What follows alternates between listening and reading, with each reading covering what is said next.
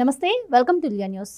ప్రస్తుతం ఉన్న పరిస్థితుల్లో ప్రజలందరూ కూడా సోషల్ మీడియానే ఎక్కువ ఫాలో అవుతున్నటువంటి పరిస్థితి. మరి అలాంటి సోషల్ మీడియా ప్రజలకు ఎంతటి విశ్వాసమైనటువంటి వార్తలను అందించాలి, అలాంటిది ఇప్పుడు నిజం కన్నా కూడా అబద్ధమే ఎక్కువ ప్రచారం జరుగుతున్నటువంటి పరిస్థితి. దీన్ని నివారించేందుకు కూటమి ప్రభుత్వం అధికారంలోకి వచ్చాక చాలా రకాల చర్యలు తీసుకుంది. కానీ ఎక్కడా కూడా ఇప్పటికీ మార్పు రాలేదు. స్వయంగా చంద్రబాబు గారే బయటకు వచ్చి ఫేక్ వార్తలను ఖండించాలి, ఫేక్ వార్తలను నమ్మొద్దు అని చెప్పి ప్రచారం చేస్తున్నటువంటి పరిస్థితి. సో దీనికి సంబంధించి ఇంకేదైనా ఉండాలి అన్న ఉద్దేశంతో ఈ అంశంపై మంత్రివర్గం సమావేశం కావడం, దీనికోసం ఒక స్పెషల్ చట్టాన్ని కూడా తీసుకురాబోతున్నట్టు తెలుస్తోంది. దీనికోసం ఇప్పటికే ఉపసంఘాన్ని కూడా నియమించారు అంటున్నారు. సో దీనివల్ల అయినా మరి సోషల్ మీడియాలో ఈ ఫేక్ వార్తల కట్టడికి చెక్ పడుతుందా, ఏం జరగబోతుంది తెలుసుకుందాం. మనతో పాటు ఉన్నారు ప్రముఖ ఆర్థిక, రాజకీయ, సామాజిక విశ్లేషకులు రాజేష్ అప్పసాని గారు. నమస్కారం సార్. నమస్కారం సార్, ఈరోజు సోషల్ మీడియాలో తప్పుడు పోస్టులు పెట్టే వాళ్ళని నివారించేందుకు ఒక స్పెషల్ చట్టాన్ని తీసుకురావాలని ప్రభుత్వం నిర్ణయించినట్టు తెలుస్తోంది. సో అసలు ఈ చట్టం ఏ విధంగా ఉండబోతుంది, దీని ద్వారా అయినా మరి ఫేక్ వార్తలకు చెక్ పడే అవకాశం ఉందా, దీనికోసం ఒక ఉపసంఘం కూడా ఏర్పాటు చేయడం జరిగింది అంటున్నారు. దీనికి సంబంధించి పూర్తి వివరాలు ఏంటి సార్? వాస్తవంగా కొన్ని దశాబ్దాలుగా, ముఖ్యంగా 2004 ఎన్నికలకు ముందు నుంచి కూడా రాజకీయపరమైన విద్వేష ప్రచారాలకి, విష ప్రచారాలకి, తాను చేయని తప్పులు కూడా తాను మాట్లాడిన మాటలను కూడా మాట్లాడినట్టుగా, తాను చేయని తప్పులను కూడా చేసినట్టుగా తప్పుడు ప్రచారాలతోటి బాధితుడిగా మారిన నాయకుడు చంద్రబాబు నాయుడు గారు, ఆయన నాయకత్వంలోని తెలుగుదేశం పార్టీ. దాని పర్యవసానం ఏమైందంటే ప్రజలలో ఆయన పరపతిని కోల్పోయారు, ఆయన ఎన్నికల్లో ఓడిపోయారు. ఆయన పాలకుడుగా ఈ రాష్ట్రం మీద చూపించిన ప్రభావం, పాలకుడుగా ఆయన్ని కోల్పోయిన తర్వాత రాష్ట్రానికి ఎదురైన పరిస్థితులు, పరిణామాలు ఒకసారి బేరీ చేసుకుంటే రాష్ట్రం కూడా చాలా కోల్పోయింది. ఆయన సేవలు కోల్పోయిన పర్యవసానం. దీనికి కారణం ఏంటి? ప్రజల ఆలోచనని ప్రభావితం చేసిన అంశాలు ఏంటి? చంద్రబాబు నాయుడు గారు తప్పు చేసి ప్రజల్లో వ్యతిరేకత మూట కట్టుకున్నారా? తప్పుడు ప్రచారం వల్ల ప్రజలు వ్యతిరేకమయ్యారా? 100కి 100 పాళ్ళు తప్పుడు ప్రచారమే కారణంగా 2004 ఎన్నికలకు ముందు నాటి ప్రధాన ప్రతిపక్ష నాయకుడు రాజశేఖర రెడ్డి గారు నాడు చంద్రబాబు నాయుడు గారిని ఆయన వ్యవసాయం దండగా అన్నాడు. చంద్రబాబు నాయుడు పాలకుడుగా ఉంటే కరువు వస్తుంది, చంద్రబాబు నాయుడు ప్రపంచ బ్యాంకు జీతగాడు, చంద్రబాబు నాయుడు కరెంటు ఛార్జీలు పెంచి ప్రజల నడ్డి విరుస్తున్నాడు, మాకు అధికారం ఇస్తే మేము కరెంటు ఛార్జీని రోల్ బ్యాక్ చేస్తాం, ఇట్లా రకరకాల ప్రచారాలు చేశారు. ప్రజలు కన్విన్స్ అయ్యారు, నమ్మారు. చంద్రబాబు నాయుడు గారు ఆ రోజుల్లో ఉచితంగా కరెంట్ ఇస్తే ఆ తీగల మీద బట్టలారేసుకోవాల్సి వస్తుంది, ఇవాళ విద్యుత్ వ్యవస్థని సంస్కరిస్తున్న నేపథ్యంలో ఉచిత కరెంటు సాధ్యం కాదు అన్నారు. ఆయన ప్రాక్టికల్గా చెప్పాడు. రాజశేఖర రెడ్డి గారు ప్రజలకి ఆకర్షణీయంగా చెప్పాడు, నేను ఉచిత కరెంట్ ఇస్తా అన్నాడు. ప్రజలు ఆకర్షితులు అయ్యారు. పాలకుడుగా రాజశేఖర రెడ్డి గారు ఉచిత కరెంట్ ఇచ్చాడు. కానీ ఆ విద్యుత్తు సంస్థకి ఆ ఉచిత విద్యుత్తు సరఫరా చేసినందుకు దాన్ని ఛార్జీలు ఎవరు చెల్లింపు చేయాలి? పాలకుడుగా రాజశేఖర రెడ్డి గారు అది కాంపన్సేట్ చేయాలిగా. ఆయన ముఖ్యమంత్రి హోదాలో చనిపోయే నాటికి, ఆయన ఉచిత విద్యుత్తు ఇవ్వటం మొదలుపెట్టిన నాటి నుంచి ఆయన చనిపోయే నాటికి 34,000 కోట్ల రూపాయలు బకాయిలు పెట్టి చనిపోయాడు ఆయన. ఆ 34,000 కోట్లు ఎవరు తీర్చారు? అంతిమంగా ప్రజలే తీర్చారు. ట్రూ అప్ ఛార్జీల పేరిట రోసయ్య గారు, కిరణ్ కుమార్ రెడ్డి గారు ప్రజలను ఎత్తిన మోపితే మీరు నేనందరం కట్టాం. ఆ రోజున ఉచిత విద్యుత్ ఇచ్చిన మహానుభావుడిగా చరిత్రలో ఆయన నిలబడిపోయాడు. చంద్రబాబు నాయుడు గారు ఇదే చెప్పారు, ఒకరికి ఉచితంగా ఇస్తే ఇంకొకరి మీద భారం మోపాల్సి వస్తుంది అని చెప్పని. ఇది ప్రజలకి నచ్చే విధంగా చంద్రబాబు నాయుడు గారు చెప్పలేకపోయారు, ప్రజలకు అర్థమయ్యే విధంగా చెప్పలేకపోయారు. ప్రజలను ఆకట్టుకునే విధంగా రాజశేఖర రెడ్డి గారు ప్రచారం చేశాడు.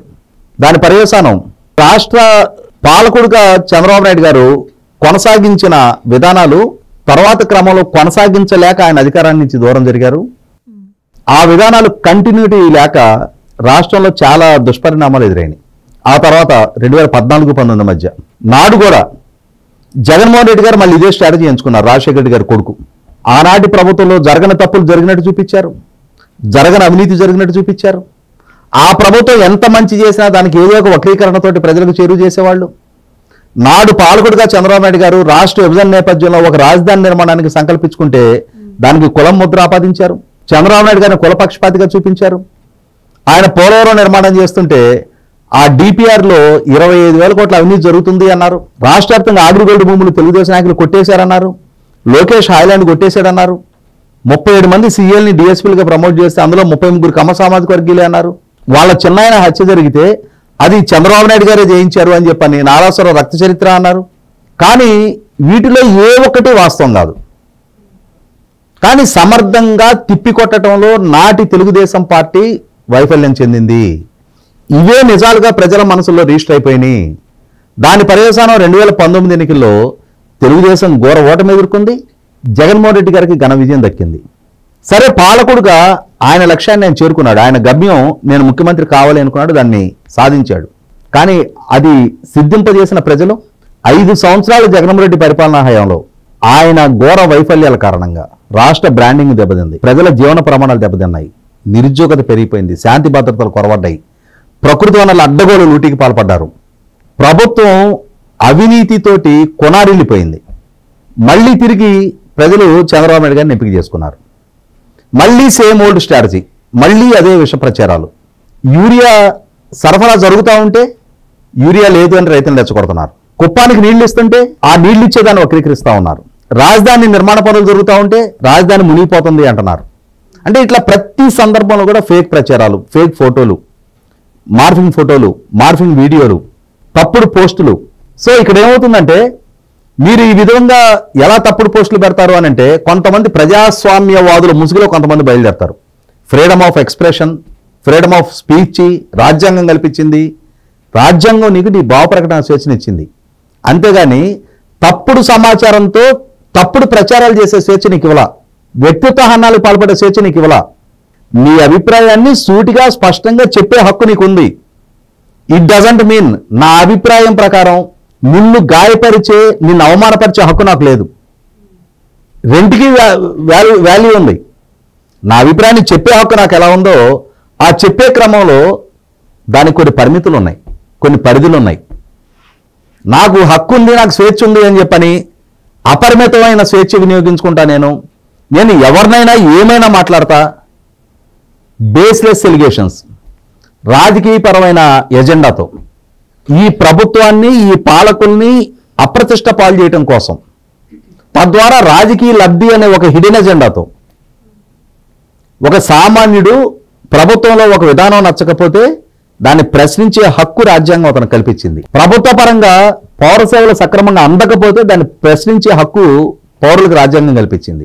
దాని మాటున రాజకీయపరమైన ఎజెండా పెట్టుకొని సక్రమంగా జరుగుతున్న వాటిని కూడా వక్రీకరించి తప్పుడు సమాచారంతో మనం చూసాం. వికలాంగుల పింఛన్లు అనే కారణంతో వాడెవడో సత్సాయి జిల్లాలో ఒకడు వాడికున్న చేతిని వెనక్కి కట్టుకొని వీడియో చేసి ప్రభుత్వాన్ని అప్రతిష్టపాలు చేశాడు. అటువంటివి ఫ్రీడమ్ ఆఫ్ ఎక్స్ప్రెషన్ ముసుగులో ఎలా సమర్థించుకుంటారు? వాడి అభిప్రాయాన్ని చెప్పే హక్కు వాడికి ఉంది. ఎప్పుడుంది? నిజమైన ఒక బాధితుడిని ఎదురుగా పెట్టి మీరు ఇతనికి అన్ని అర్హతలున్నా పెన్షన్ విషయంలో ఇతనికి అన్యాయం చేస్తున్నారు అని చెప్పని ప్రభుత్వాన్ని ప్రశ్నించే హక్కు ఉంది. అక్కడ ఉన్న స్థానిక ప్రజాప్రతినిధులు కూడా దానికి సమాధానం చెప్పాల్సిన బాధ్యత ఉంది. కానీ అసలు అర్హుడే కాకుండా నాకు అన్యాయం జరిగింది అని చెప్పని తప్పుడు వీడియోలు చేస్తే, తప్పుడు ప్రచారాలు చేస్తే, దాని ద్వారా తాను ఒక రాజకీయ పార్టీకి సంబంధించిన వాడు, తన నాయకుడికి రాజకీయ లబ్ధి చేకూర్చుకోవాలని ఒక హిడెన్ ఎజెండాతో వర్క్ చేస్తుంటే 100% దాన్ని కట్టడి చేయాల్సిందే. కాబట్టి ఈ అంశం మీద ప్రభుత్వ పరంగా కొంత కసరత్తు చేస్తూ ఉన్నారు. ఈరోజు క్యాబినెట్లో కూడా ఒక క్యాబినెట్ సబ్ కమిటీ వేశారు. దీనికి విధానాల రూపకల్పన జరగాలి. ఎందుకంటే రాజ్యాంగపరంగా ప్రజలకు ఇచ్చిన పౌర హక్కులు, సుప్రీంకోర్టు ఇచ్చిన తీర్పులు, ప్రజలకున్న స్వేచ్ఛ, వీటికి భంగం కలగకుండా అదే సందర్భంలో పరిధి దాటి వ్యవహరించే రాజకీయ ఎజెండాతో వ్యవహరించే రాష్ట్ర బ్రాండింగ్ దెబ్బతీయటం కోసం ఈ మధ్య చంద్రబాబు నాయుడు గారు యూట్యూబ్ అకాడమీ చైర్మన్ తోటి ఈరోజు మాట్లాడాను. నేను అమరావతిలో యూట్యూబ్ అకాడమీ ఏర్పాటు చేయమని నేను వారికి ప్రతిపాదించాను అని చెప్పని ఒక ట్వీట్ చేశారు.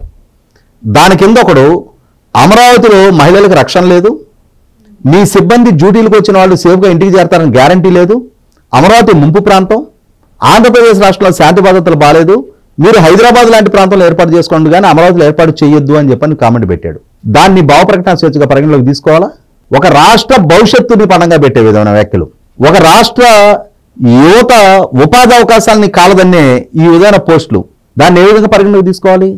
కాబట్టి ఇక్కడ భావ ప్రకటన స్వేచ్ఛకి విద్వేష విష ప్రచారాలకి మధ్య ఉన్న అంతరాల్ని ఖచ్చితంగా అర్థం చేసుకునే విధంగా పదునైన చట్టాలు రూపకల్పన చేయాల్సిన అవసరం ఉంది. ఈ విధమైన వ్యాఖ్యలు, ఈ విధమైన ప్రచారాలకు పాల్పడే కొద్ది మంది, పిడికెడు మంది వల్ల 5 కోట్ల మంది భవిష్యత్తు పణంగా పెట్టబడుతుంది అనుకున్నప్పుడు వాళ్ళని చట్టపరంగా కఠినమైన చట్టాలతో హ్యాండిల్ చేసే తీరాలి. దాని కాన్సిక్వెన్సెస్, మీరు చేసే తప్పుకి ఈ విధమైన పరిణామాలు మీరు ఎదుర్కోవాల్సి ఉంటుంది అని చెప్పని కనుక రుచి చూపించకపోతే రేపటి రోజున ఆ పిడికెడు మంది చేసే తప్పుకి కోట్లాది మంది ప్రజల భవిష్యత్తు పణంగా పెట్టబడుతుంటే, ఒక రాష్ట్ర బ్రాండింగ్ దెబ్బతింటుంటే, రాష్ట్ర భవిష్యత్తు ఇప్పటికే దక్షిణాదిలో అభివృద్ధి చెందిన మిగిలిన రాష్ట్రాల సరసన పోల్చడానికి వీలైన స్థితిలో ఉంటే, ఇప్పుడిప్పుడే మిగిలిన రాష్ట్రాల సరసన తలెత్తుకొని నిలబడటానికి ఒక పోరాటం చేస్తుంటే, దాన్ని గండిగొట్టే ప్రయత్నాలు జరిగినప్పుడు 100కి 100 పాళ్ళు పదునైన చట్టాలతో ఆ విధమైన ప్రయత్నాలు చేసే వాళ్ళని కట్టడి చేస్తే రాల్సిందే. ఆ దిశగా ఈరోజు కేబినెట్ తీసుకున్న నిర్ణయాన్ని స్వాగతించాల్సిందే. Thank you so much. Please subscribe to Leo news for more videos.